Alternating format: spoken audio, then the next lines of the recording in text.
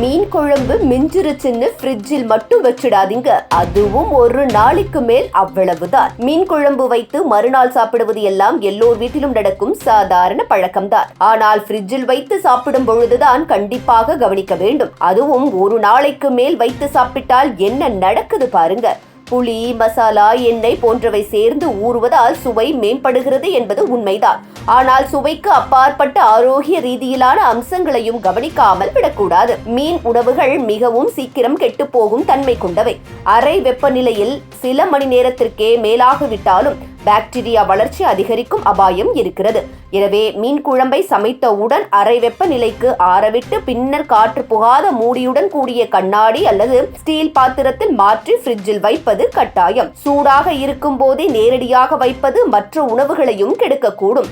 பாதுகாப்பு முறையை சரியாக பின்பற்றினால் மீன் குழம்பு ஃப்ரிட்ஜில் 2 முதல் 3 நாட்கள் வரை சாப்பிடத்தக்க நிலையில் இருக்கும்.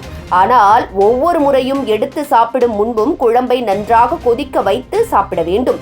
ஒரு முறை சூடுபடுத்தியதை மீண்டும் குளிர வைத்து மறுபடியும் சூடுபடுத்தக் கூடாது. இது சுவையையும் சத்துக்களையும் குறைப்பதோடு பாக்டீரியா வளர்ச்சிக்கும் வழிவகுக்கும். தமிழகத்தில் பாரம்பரிய முறையில் செய்யப்படும் மீன் குழம்பில் புளியும் மிளகாய் மசாலாவும் மஞ்சளும் அதிகம் இருப்பதால் அது சிறிது நாள் கெடாமல் நீடிக்கும் தன்மை பெற்றிருக்கிறது. புளியின் அமிலத்தன்மை பாக்டீரியா வளர்ச்சியை தடுக்கிறது. மஞ்சளில் இருக்கும் குர்குமின் இயற்கையான கிருமி எதிர்ப்பு சக்தி கொண்டிருக்கிறது. அதனால்தான் வெளிநாட்டு சமையல்களை விட நமது பாணியில் சமைக்கப்படும் மீன் குழம்பு சற்று கூடுதலாக பாதுகாப்பாக இருக்கும்.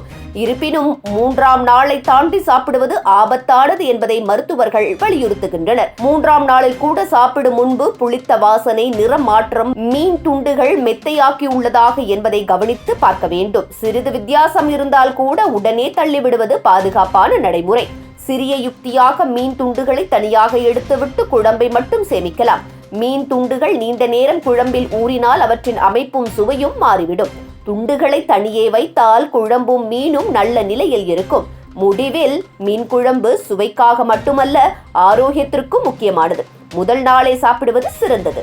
2ஆம் நாளில் நன்றாக சூடுபடுத்தி சாப்பிடலாம். 3ஆம் நாளில் சுவை, வாசனை சரியாக இருந்தால் மட்டுமே சாப்பிடலாம். அதற்கு பிறகு சாப்பிடுவது பாதுகாப்பானது அல்ல. சுவையை விட உடல் நலமே முக்கியம் என்பதால் சரியான சேமிப்பு முறையை கடைபிடிப்பதே சிறந்த நடைமுறையாகும்.